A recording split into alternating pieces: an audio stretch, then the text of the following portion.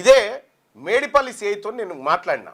నేను బాధితులు ఇంటి దగ్గర పోతే బాధితులు నాకు ఆవేదన వ్యక్తం చేసి, సార్ అసలైన వాళ్ళని వదిలిపెట్టి వాళ్ళని ఒక్కరిని తీసుకొని పోయి మమ్మల్ని బెదిరిస్తూ ఉన్నాడు ఈ సిఐ అని చెప్పి వాళ్ళు ఆన్ రికార్డ్ నాకు ఫిర్యాదు చేస్తే, నేను మేడిపల్లి సిఐకి ఫోన్ చేసి వాళ్ళని ఎందుకు మీరు రిమాండ్ చేయలేదనంటే వాళ్ళ మీద ఈ కేసు వర్తించదని చెప్తా ఉన్నాడు.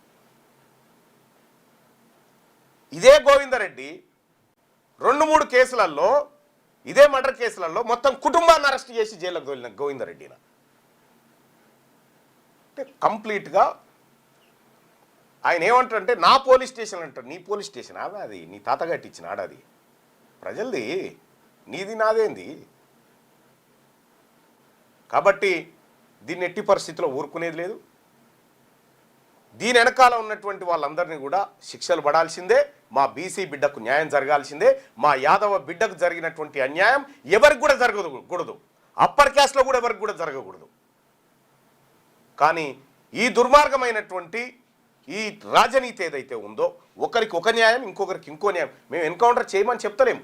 వాళ్ళని ఎందుకు వాళ్ళ కుటుంబ సభ్యుల మీద క్లియర్గా వాళ్ళు ఆరోపణ చేసి అందులో పేరు మెన్షన్ చేసినప్పుడు నువ్వు ఎందుకు ఆ సెక్షన్లు వాళ్ళ మీద పెట్టకుండా సాధారణ సెక్షన్లు పెట్టి వాళ్ళని ఇబ్బంది పెట్టినావు? వాళ్ళని బాధితులను వాళ్ళు మేడిపల్లి సిఐని తలుచుకుంటే 20 సార్లు ఏడుస్తూ ఉన్నారు, 20 మంది ఏడుస్తూ ఉన్నారు. అసలే పట్టించుకోలేదు, బెదిరిస్తూ ఉన్నాడు అనేటువంటి మాట.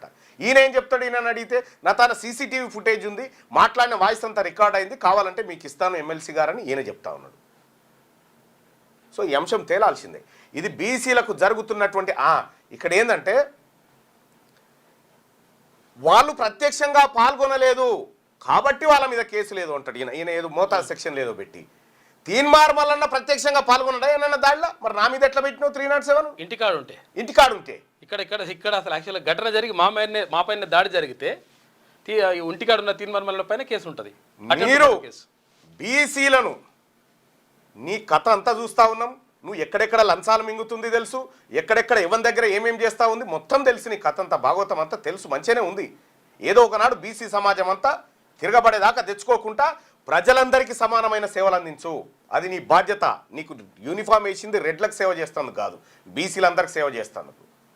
సిపి గారు మీకు చెప్పినా ఒకటి, చెప్పకపోయినా ఒకటి, ఎందుకంటే మీ చేతిలో పవర్ ఏం లేదు కాబట్టి.